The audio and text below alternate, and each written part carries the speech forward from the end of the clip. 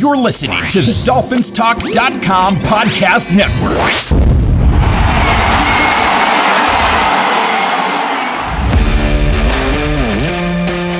Welcome to Dolphins Talk Weekly, your one-stop audio breakdown of all of this week's Miami Dolphins news.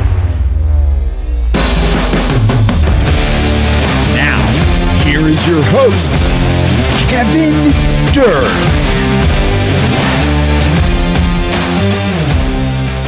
This episode of Dolphins Talk Weekly is brought to you by Caneswear. Caneswear is the place to go for officially licensed apparel for the Miami Dolphins, Miami Heat, the Hurricanes, Florida Panthers, and all of the professional and college teams in South Florida. Looking for the latest jersey, a birthday gift, or the newest hat to hit the market of your favorite South Florida team? Check out Caneswear for their overwhelming selection of sports apparel. Located at 2655 South University Drive in Davie, Florida, Caneswear has it all. Not in South Florida? No worries. Visit Caneswear.com to shop their inventory from the comfort of your home, and they'll ship to you. International fans, too. Caneswear.com is the spot that Miami fans shop. That's Caneswear.com, Caneswear.com. And welcome into another episode of Dolphins Talk Weekly. I am your host, Kevin Dern. You can give me a follow on Twitter at KevinMD4. I have my co-pilot, Evan Morris, back for this episode. Evan, congratulations are in order. Tell the people a little bit about what's been going on the past few weeks of your life. Can you hear me? Yeah. Okay. All right. Sorry, my internet froze there for a sec, but I'm back. Thanks for having me on, Kev. Yeah. So, okay. So we'll edit this part out. All right. It totally froze. You can hear me okay, though? I told you not to talk about it. I did. So, all right. Well, our technical difficulties aside, Evan Morris is back as the co-pilot for this episode of Dolphins Talk Weekly. Congratulations are in order, Evan. Why don't you tell the folks at home, first, your Twitter handle, and second, what's been going on in your life, and then we'll kick it to you for the Where Are They Now segment. Absolutely. Well, first off, congrats to the fans for making it to week one officially of the NFL season. As we record this, the Chiefs are playing the Ravens. I don't know the score actually or anything, but we made it. 7-7. Oh, wow. All right. All right. So the games are upon us. Everyone, congrats on that. Before I forget, give me a follow on Twitter. That's EvanJM72, I think. I always forget. I should have looked. But anyway, small update before we jump into all the Dolphins talk tonight. And that is, this is probably my farewell for now episode because I am moving in a few weeks here. Once I get my orders up to Whidbey Island, Washington to fly the EA-18G Growler up there for the Navy. I just finished flight school, got my wings last week. The family came in town. My wife made it over from her deployment. Kevin's clapping his hands. I feel very accomplished. Yeah. So anyway, thanks everybody. I've really felt a lot of support from the Dolphins Talk community, going back to when I was at the Naval Academy writing for the website up till now with Kev doing the podcast. So thanks everybody. Super pumped. And I hope to be back on the show throughout the season when I have time. So that's my update. Thanks for letting me share that, Kev.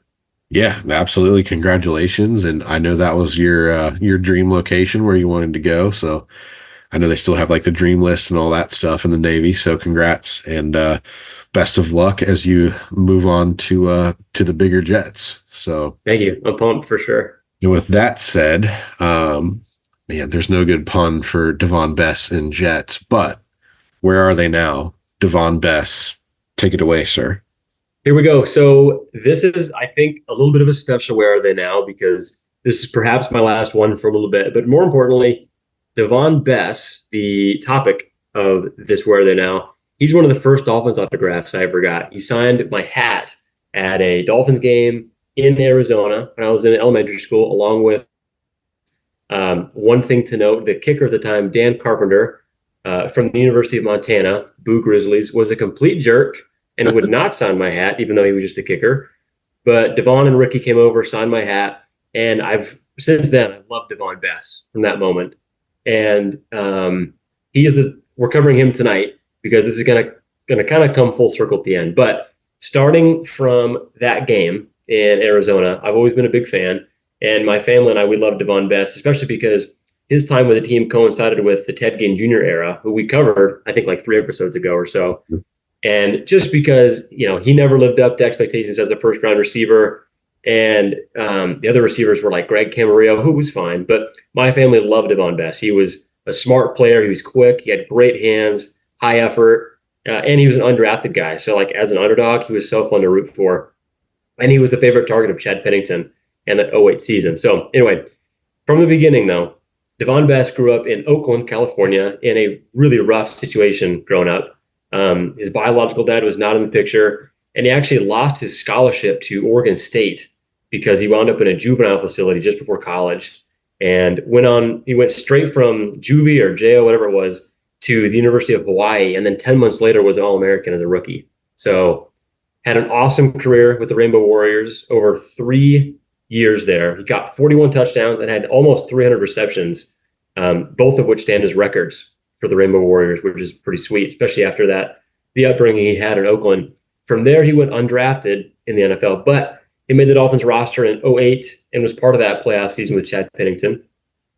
And that season, he had 54 receptions, which actually is the second most all-time for an undrafted rookie, unless that's out of date. I saw that today.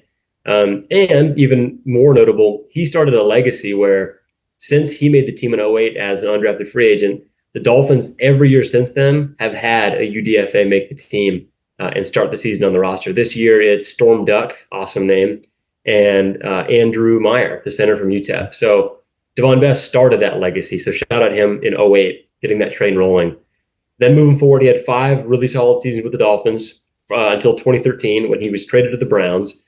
And at this point, fans probably know, he was dealing with some mental health stuff, and his career ended following his release from the Browns.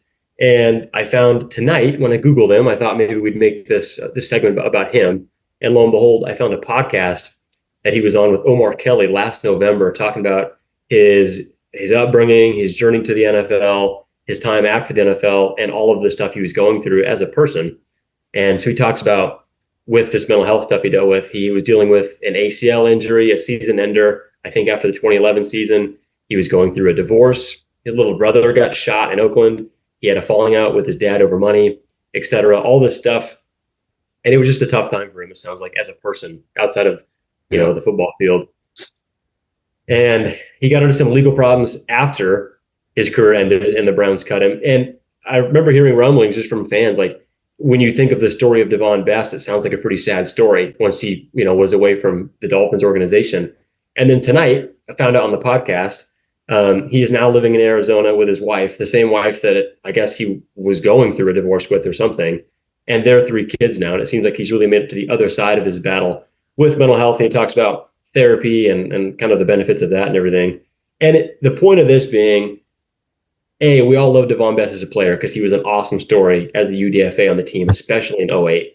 But the point of this is that let's all remember, no matter how much we all love football and we're so fired up the week 1 is here, I know Kevin and I are absolutely, let's just remind ourselves that beneath the pads, beneath the logo, these are human beings that are going out there and are existing for much more than just our entertainment on Sundays.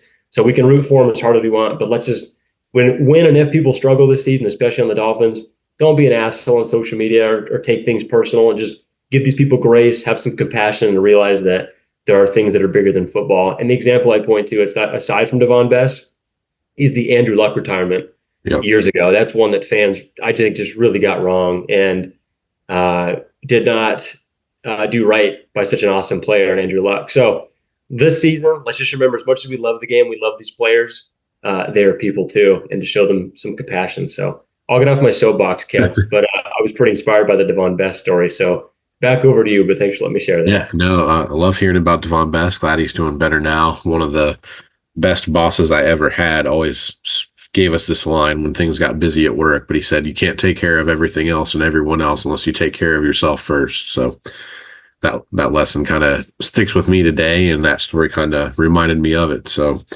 thanks for sharing that. But we, as you said, we've made it. We've got a real regular season football game Sunday, 1 Eastern. The Jaguars are in Miami. Home opener, baby. Yeah, home opener.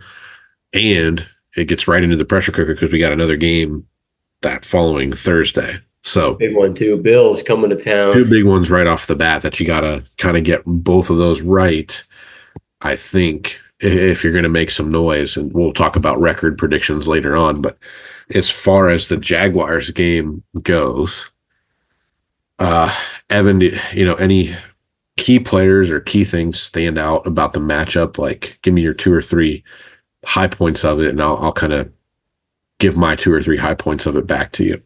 Yeah, so hitting the wave tops before we get into any specific players or anything, the things I'm looking at, and Kev, we've talked about this off air before, but Miami's offense week 1 with all of the new stuff that Mike McDaniel cooked up in the offseason like he did last year before the Chargers game. Mm-hmm. We're going to get to see some of that finally against the Jags.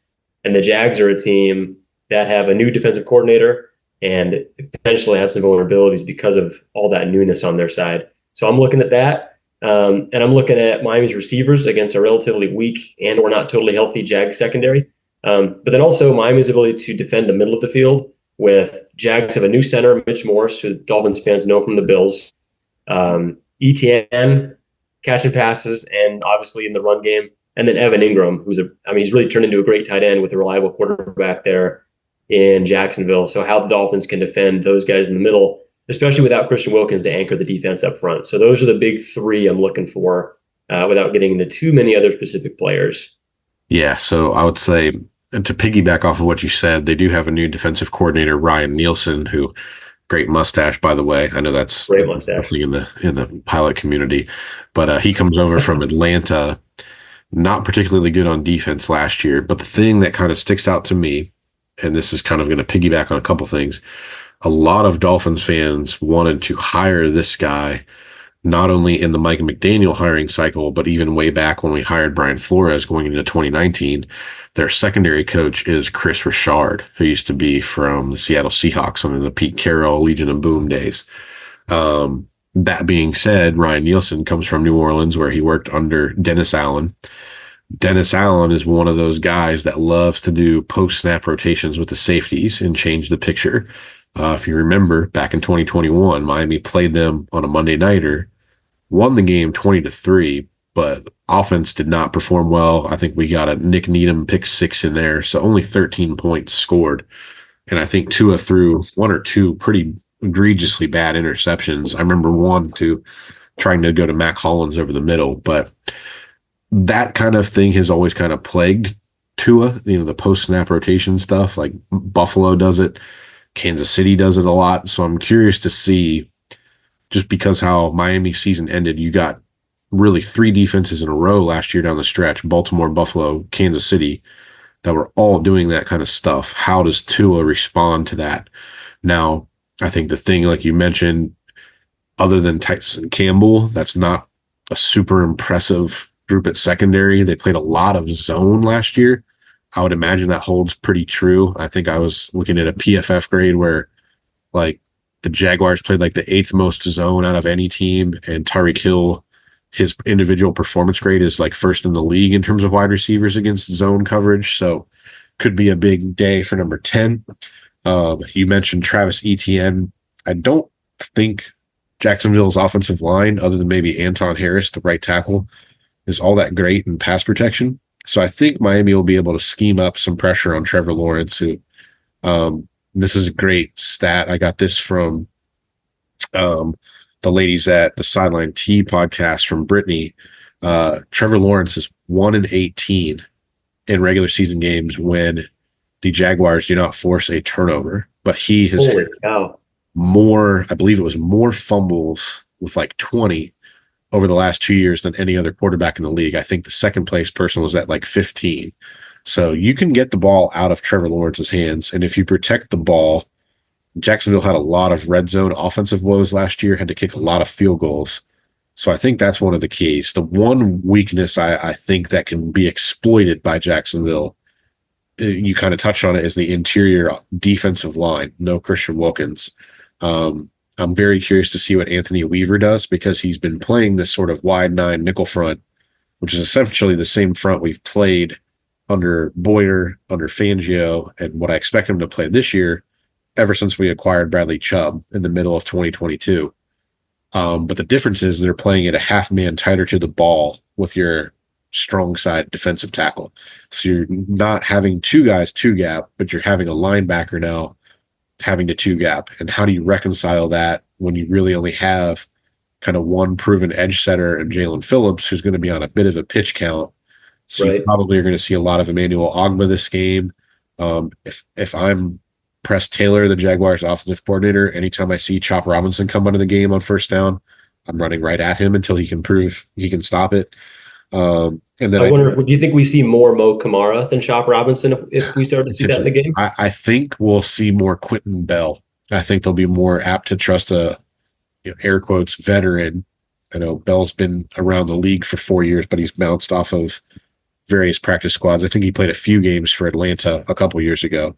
Yep. I'm just very curious how they kind of reconcile all this and structure the front. One thing that always kind of sticks in the back of my mind about Anthony Weaver is he came up under Romeo Crennel, who has played some 4-3 and some weird structured stuff back when he was with Houston, mostly to accommodate J.J. Watt. No, we really don't have a J.J. Watt type of interior lineman that you can line up outside. But just something to be cognizant of. I think Miami's defense, just based on what happened with Baltimore when Mike McDonald started back in 2022, I think there'll be some growing pains for the first couple weeks. Thankfully, you've got all 5 teams we play have new defensive coordinators. Only one of them, Buffalo on Thursday, has the same exact defensive system. So I think we'll see a higher scoring game, and maybe the offense kind of carries the weight as we get into the bye week, but I don't want to jump too far ahead. You talked about the playmakers, Etienne, Ingram. I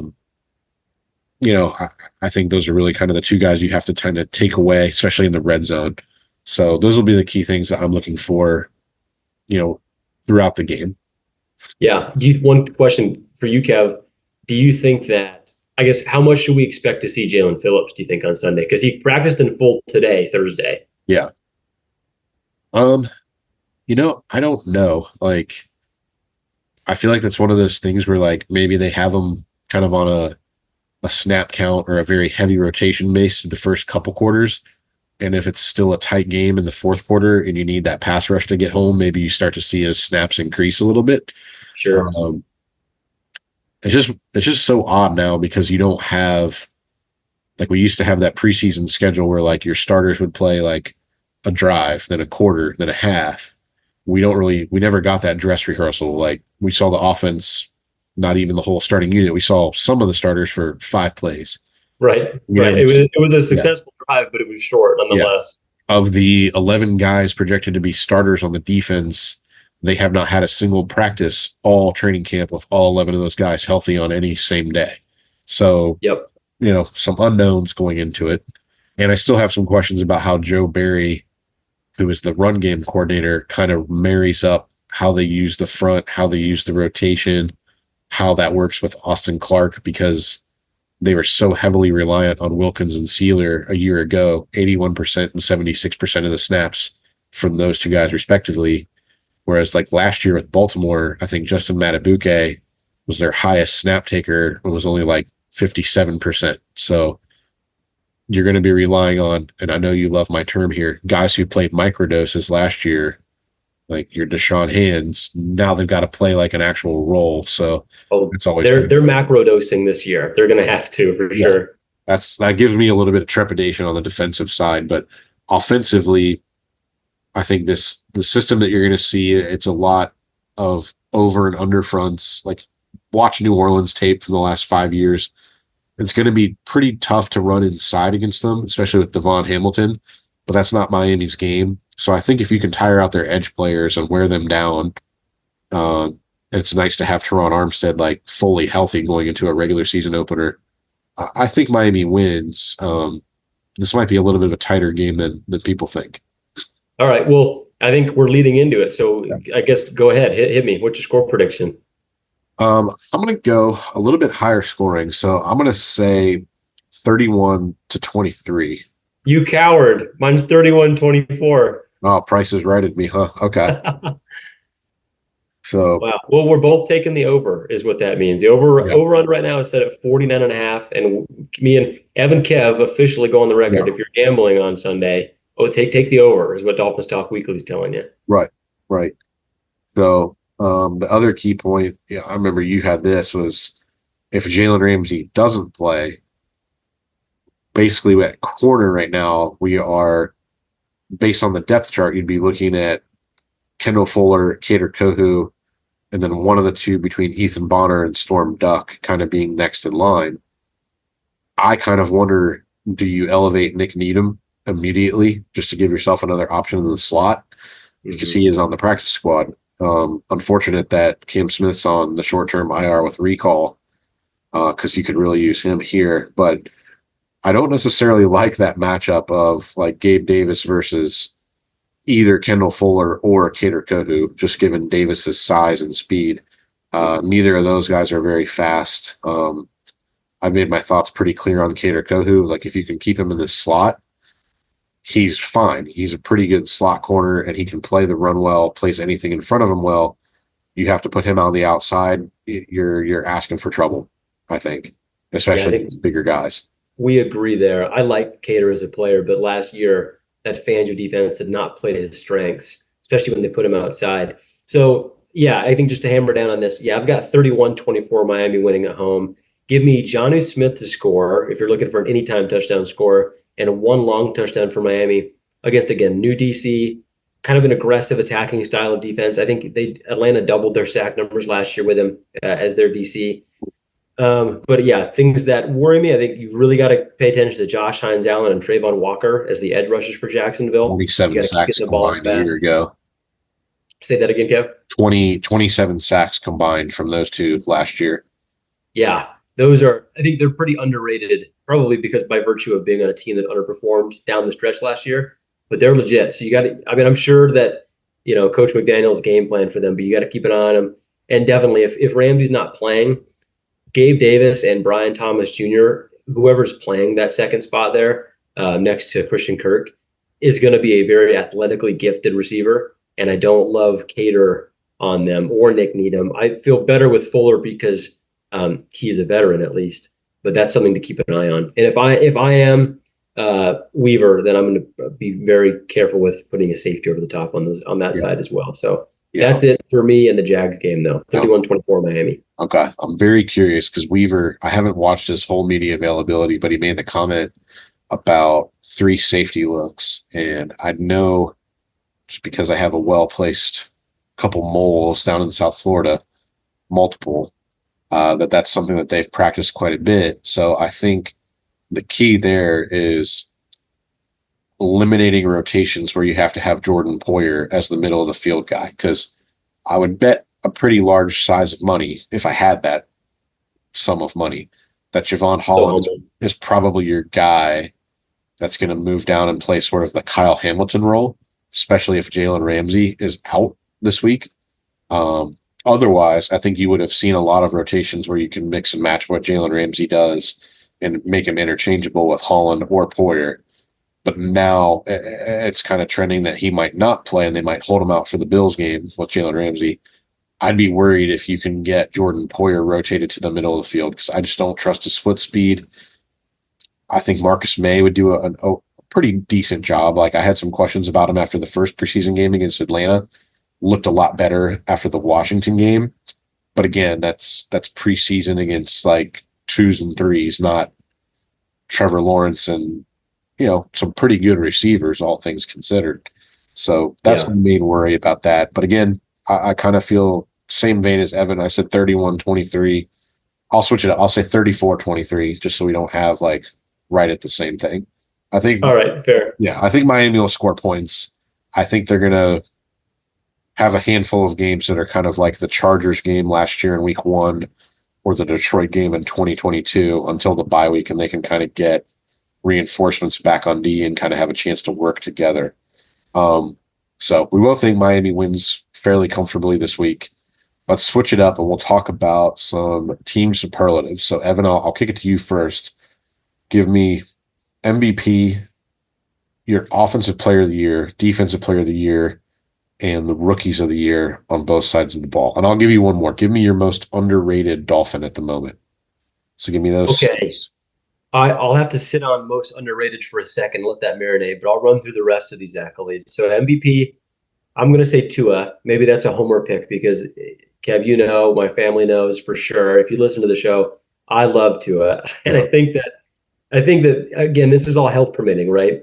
But if he stays healthy, I think that everyone on the team realizes, and they've said as much in their media availabilities, the offense was a little bit too Tyreek centric last year, especially down the stretch. He's an awesome player, right? But they've got to just spread the love a little bit more to be more diverse as an attack, which is so valuable to McDaniel on the offensive side of the ball. So I'm taking Tua for MVP. I think he'll spread the ball out more and be great this year coming off the extension.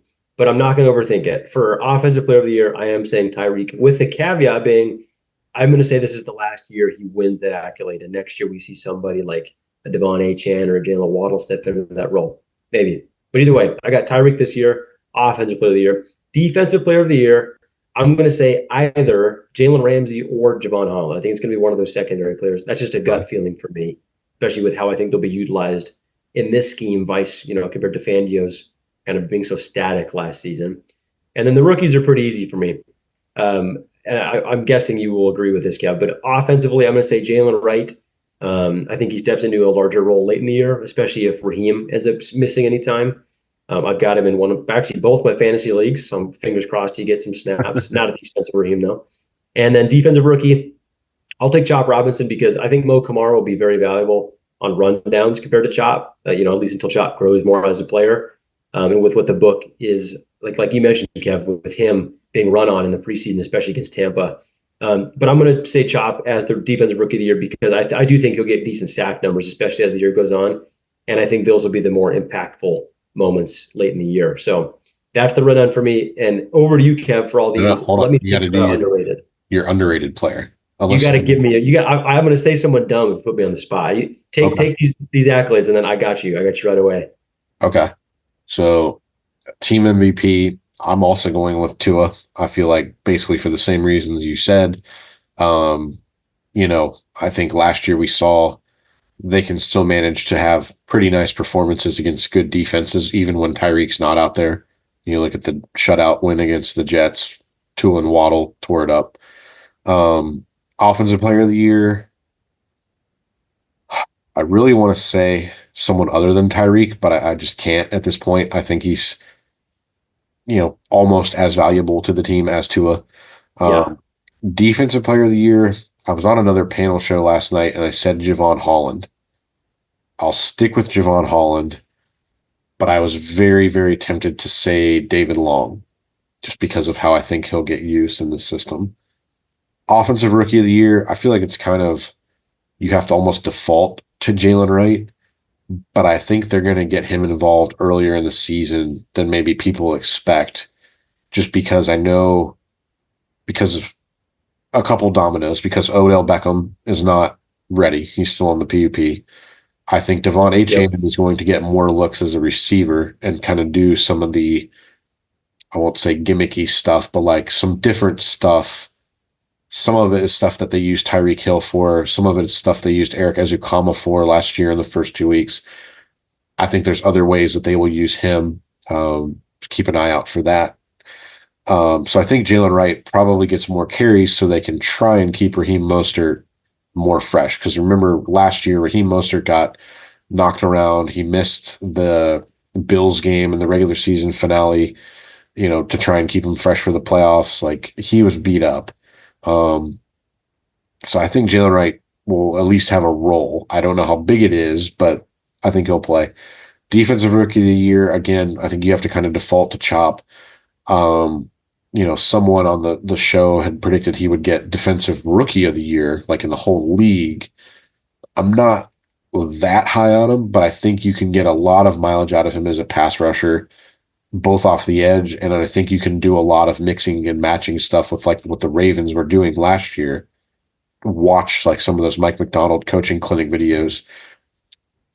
I would say this, like I think Chop will be impactful, but I think the ways they use him may not necessarily lead to like a high accumulation of volume stats. Like I think he'll be really impactful, but I could also see him having like 6 or less sacks because they're using him to rush in the middle. They're using him as a pick player or someone to help in stunts and stuff that frees up Jalen Phillips and then Chubb when he's back.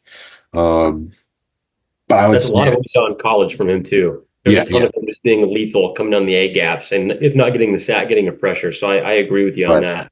And then my underrated player, I said David Long last night on a different show. I think he's pretty underrated, and I think the way that they're going to use him will really open some people's eyes. Like I know last year Fangio tried to avoid putting him in coverage because Fangio had a massive hard-on for Van Ginkel as an off-ball linebacker. But if you go back and watch David Long in coverage when he was with Tennessee, he was pretty damn good. I think it's just more you have to give him the right responsibilities in coverage. Like, put it like this. If you're looking at Baltimore's pass defense last year, I think you're giving the stuff that Roquan Smith did in coverage to Jordan Brooks. But I don't think you need to take David Long off the field to do the stuff that they were having Patrick Queen do. And that's what Fangio was doing last year. I think you can have David Long play all 3 downs, and I think he'll impress a lot of people. So he's my underrated player. Runner-up to that would be Jaylen Waddle. Not enough people talk about him for how good he is. Like, he'd be a number 1 receiver on 25 teams in the league. Yep, that's fair. And he was hurt a lot of last year. So, he was nursing something in training camp, but they got him ready for week 1. So if he stays healthy, I think if this is for at least a fantasy football take, I think he'll go bonkers this year compared to last year, especially with them spreading the ball out. For my underrated... Quietest 3 straight 1,000-yard seasons you've ever heard. Oh, yeah. No question. No question. All right, your underrated player. Yeah, I'm still going to mess this up, even though I asked for time to think of it. I'm going to steal a little bit. We talked about this earlier. I think Aaron Brewer will end up. I like the way he fits. I think everyone realizes it. He fits really well in the scheme. He's like the smallest center in the league. But if you watch his film, the first time I saw him on film, I thought he was a tight end because of the way he moves downfield, and it's just real impressive. So I think hitting downfield landmarks, especially for outside zone type stuff, he fits real well. So I think he'll fit like a glove in the scheme, despite his size. So I'm going to go with either him or I hesitate to say this, but I think that Calais Campbell hasn't really got a whole lot of love in the offseason. And Omar Kelly was saying I think he maybe doesn't practice very well, but he's been in the league a long time. He played really well last year. And I think that they're going to need him to hold it down, and playing next to Zach Sheeler will help him the same way I think it's helped Christian Wilkins this time in Miami. So give me Calais Campbell and Aaron Brewer as mine before we move into our final record predictions. All right, so final record predictions. Evan, since you were the guest, since this may be your last show for a while, I'll let you go first. All right. Everyone's going to hate this. I was sitting here typing up the outline, and I wrote down 12-5 as I was looking at the schedule. And then I wrote down my concerns for the roster. And one of them that I'm still queasy about, super queasy, is the interior O-line. I wrote down that because you have 2 center-specific players, and Aaron Brewer and Andrew Meyer, you only have 3 other designated interior offensive linemen on the roster, and they are Rob Jones, Liam Eichenberg, and Lester Cotton. So unless we see a Austin Jackson level improvement from Liam is going to Liam, probably, unless Butch Berry can really work his magic again. And that alone scared me and made me queasy. So I changed it to 11-6, which I hate. But I think if you split with the Jets, you split with the Bills, maybe take losses to the Packers, Niners, and then one random team, actually make that 2 random teams, like the Titans last year. I hate to say it. That puts you at 11-6. I know that there's a lot of arguments to be made that, Kev, we've talked about how the interior of the line matters less because Tua gets it out so fast. It's an outside zone scheme. How often are they blocking on an island? I get it. I hear all of it. Just the talent level does not make me feel comfortable there. So I don't love that. And I don't love the reliance on aging veterans on the roster and their health, like Calais Campbell, who I mentioned, but Jalen Ramsey, I almost said Will Fuller. Geesh. Kendall Fuller, not Will Fuller. Jordan Poyer, Marcus May, OBJ, Teron Armstead. I mean, OBJ is already, not ready yet. So they need to get healthy, stay healthy. So those are my concerns, why I knocked it from 12 to 11 wins. But I do think that Waddle, Javon Holland, Zach Sealer, and Devon Achane all have big years as bright spots on top of the people we already mentioned. So 11-6. I rambled there, but I'm queasy on the interior O-line. Kev, what say you? Yeah, so I'm actually braver than you in this. I went on air last night and said 12-4. or 12-5. We're playing 17 games now. My losses were to, I'm trying to remember, at Seattle. I think I had us running the table at home. So I have us beating San Francisco. I think that's a game McDaniel will earmark. I think my losses were, I think Seattle, the road trip. I know there's extra time, but that feels like a letdown if you beat the Bills. Yeah. In Seattle, I had the back-to-back road games to Buffalo and the Rams, which I think are October into November, or both in early November. I had the loss on Green Bay. That's a short week on a Thursday night in a cold weather game. Cleveland was my other one because that defense is really good. Miami is like 0-7 in games under 40 degrees with McDaniel as the head coach. Maybe they get off the schneid there in Green Bay, but maybe it's warmer. And then I think that was my 5 losses. So not as concerned about the interior offensive line, like Liam Eichenberg, third most snaps of any lineman last year. Top offense. That doesn't mean he was good. The offense was pretty good, first in the league. So I don't know. I think the biggest weakness for me is still probably the stuff regarding the defense, but I'll say 12-5. And my other bold prediction was that they get off the schneid and they end the 24-year playoff drought. So we are about at time. That's going to do it for Evan and myself. Wait, before we close it, let me say I agree. I think we get the playoff win. And the reason that I mentioned the O-line, I just think if we're going to get this playoff win, something's got to change. And it's obvious from the end of last season, right? The offense was awesome all year until they weren't at the end of the year. And I know the defense was banged up, but something has got to change. And I think that in year 3, Mike McDaniel is mature enough to realize whatever that is, whatever that the secret sauce for the Krabby Patty is, I think he figures it out. So Kev, I'll let you bring it home, but I do want to agree, let everybody know. I'm scared and I'm ready to get hurt again. And I'm saying we're going to go win the playoff game this year. Okay. You can book it. Well, I think we'll win week 1 and we'll go from there. So that's going to do it for us on the show. Follow me on Twitter at KevinMB4. Follow the show on iTunes, Spotify, Podbean, wherever you get your shows at.